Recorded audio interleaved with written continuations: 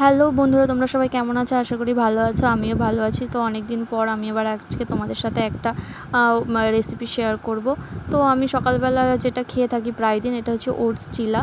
অনেকে জানো হয়তো, তাও আমি শেয়ার করছি। দেখো, ওটসটাকে একটু ভিজিয়ে রেখেছিলাম, তারপর ওর মধ্যে পেঁয়াজ কুচি, ক্যাপসিকাম কুচি, একটু নুন আর গ্রেট করে গাজরও দিয়েছিলাম। নুন, হলুদ হালকা করে আর একটু জিরে গুঁড়ো দিয়ে ভালো করে মিশিয়ে নিয়ে ফ্রাইং প্যানে তেল দিয়ে আমি অল্প অল্প করে চারিদিকে ওটসটা দিয়ে চামচ দিয়ে যে ছড়িয়ে ছড়িয়ে দেবো। তো এটাতে দুটো করা যেতেই পারতো, কিন্তু আমি একটাই করেছি। আর এটা খুব কম টাইমে হয়ে যায় আর খেতেও খুব টেস্টি, এবং যারা ডায়েট করে তারাও এটা খেতে পারে, খায়, অনেকেই খায়। এবার দেখো, আমি এটা এই যে টমেটো সস নিয়ে বসে পড়েছি। এটা টমেটো সসের সাথে খেতে দারুণ লাগে।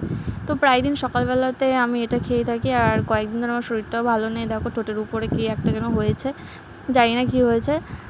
তো তোমরা সবাই ভালো থেকো, ফিরে পরে আসবো আবার নতুন ব্লগ।